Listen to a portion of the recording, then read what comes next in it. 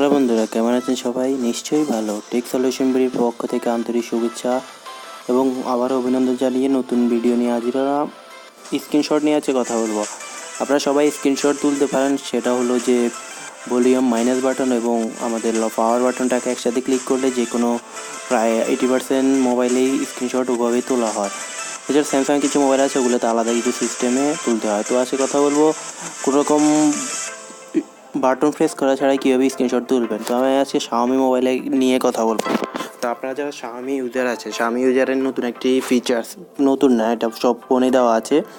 এই ফিচার্সটি হলো যে আপনি কোনো রকম বাটন প্রেস না করে স্ক্রিনশট তুলতে পারবেন। এটা ডিফল্টভাবে সবার সেটিংসে দেওয়া থাকে।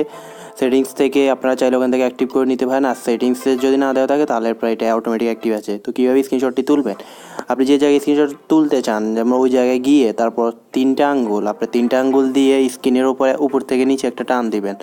তিনটা আঙ্গুল প্রেস করে উপর থেকে নিচে একটা টান দিবেন, তাহলে আপনার স্ক্রিনশটটি তোলা হয়ে যাবে।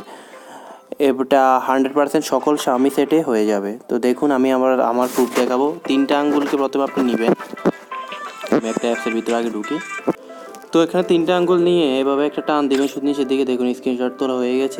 যে কোনো জায়গা থেকে আপনি এই জিনিসটা করতে পারবেন। জাস্ট তিনটা আঙ্গুলকে একসাথে নিয়ে এভাবে একটা প্রেস করে দিবেন, তাহলে আপনার স্ক্রিনশটটি তোলা হয়ে যাবে। এবং এটা খুব ইজিতে সকল ইয়েতে আপনি তুলতে পারবেন। এবং যতগুলা Xiaomi সেট আছে ডিফল্টভাবে ওগুলা সিস্টেমটা দেওয়া থাকে, আপনি এভাবে স্ক্রিনশটটা তুলে নিতে পারবেন। তো লং স্ক্রিনশট কীভাবে নেবেন এই নিয়ে আমার চ্যানেলে একটা ভিডিও দেওয়া আছে, আপনারা ওইভাবে লং স্ক্রিনশট নিয়ে দেখে নিন। লং স্ক্রিনশট যারা নিতে পারে না তারা লং স্ক্রিনশট নেওয়ার ভিডিওটি দেখে নিন। ওখান থেকে ওই অ্যাপটি ডাউনলোড করে আপনারা লং স্ক্রিনশট নিতে পারবেন। তো ধন্যবাদ সবাইকে। ভিডিওটি ভালো লাগলে লাইক দিবেন, আর আপনাদের কোন রিলেটেড ভিডিও রাখলে কমেন্ট সেকশনে জানাতে পারেন। ধন্যবাদ সবাইকে, ভালো থাকবেন, আল্লাহ হাফেজ।